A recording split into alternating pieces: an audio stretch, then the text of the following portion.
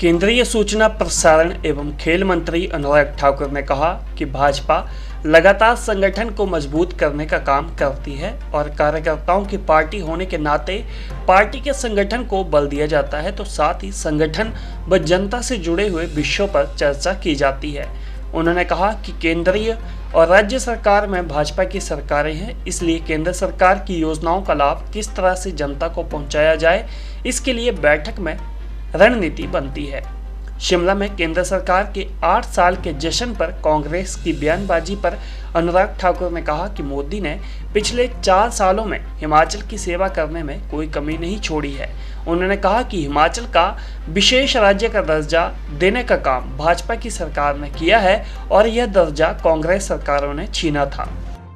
मोदी जी ने पिछले 4.5 वर्षों में कोई कमी नहीं छोड़ी हिमाचल प्रदेश की सेवा करने में।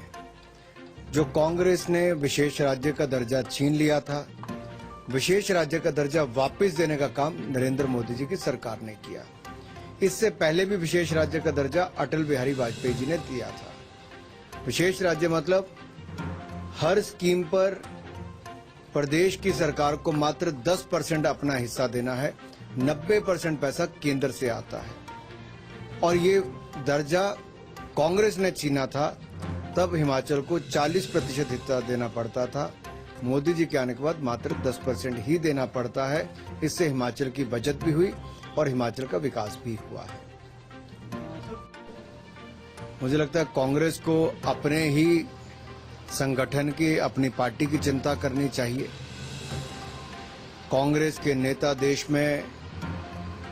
के अंदर कम, विदेशों में ज्यादा नजर आते हैं और कांग्रेस लगातार एक के बाद दूसरा राज्य हारती जा रही है।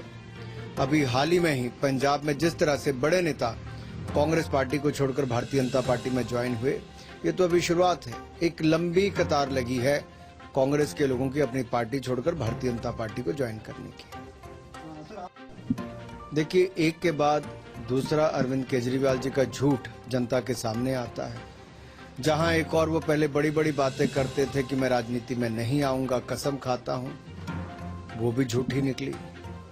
फिर उन्होंने कहा हम भ्रष्टाचार को सहन नहीं करेंगे। आप देखिए, भ्रष्टाचार में डूबी आम आदमी पार्टी की दिल्ली सरकार, एक के बाद दूसरा उदाहरण सामने आता है। सत्येंद्र जैन जी का नाम जो सामने आया, उनके ऊपर इतने गंभीर भ्रष्टाचार के आरोप और सबूत हैं कि शेल कंपनियों के माध्यम से करोड़ों रुपए का लेन देन, 200 बीघा जमीन लेना और फिर इस जमीन को वहां की पॉलिसी को बदल के उसके दाम बढ़ जाना। आखिरकार अरविंद केजरीवाल जी भ्रष्ट सत्येंद्र जैन को अपनी सरकार में क्यों बनाए हुए हैं? भ्रष्ट लोगों को अपनी सरकार में मंत्री अरविंद केजरीवाल जी क्यों बनाया? इसका जवाब आपको देना पड़ेगा। पंजाब में आपकी सरकार को आए अभी 2 महीने नहीं हुए थे कि भ्रष्टाचार के गंभीर आरोप भी लगे, एक मंत्री को आपको निकालना पड़ा, कानून व्यवस्था चरमरा गई, गैंगस्टर हावी हो गए, खालिस्तानी फोर्सेस अपनी बातों को बार बार रखने आगे आने लगी और प्रसिद्ध गायक की हत्या भी दिन दिहाड़े हुई। ये अपने आप में दिखाता है कि जहां जहां आम आदमी पार्टी की सरकार आती है, वहां भ्रष्टाचार का बोलबाला होता है और कानून व्यवस्था चरमरा जाती है। भारतीय जनता पार्टी लगातार संगठन को मजबूत करने के लिए कार्य करती है, चाहे वो चुनाव का समय हो या गैर चुनावी समय हो। और कार्यकर्ताओं की पार्टी है, इसलिए लगातार संगठन पर बल दिया जाता है। जनता से जुड़े हुए विषयों को, संगठन से जुड़े हुए विषयों को इस पर चर्चा की जाती है, कैसे उसको मजबूत किया जाए। केंद्र और प्रदेश में हमारी सरकारें हैं जो दोनों ही जनता की भलाई के लिए काम कर रही हैं और ये भी प्रयास रहता है कि कैसे जन कल्याणकारी नीतियों को कार्यकर्ताओं के माध्यम से जनता तक पहुंचाया जाए, जानकारी दी जाए और उसका लाभ भी उन तक पहुंचाया जाए। मापदंड टिकट देने के ना ये मीडिया में तय होते हैं, ना मेरे स्तर पर तय होते हैं, पार्टी के वरिष्ठ नेतृत्व में।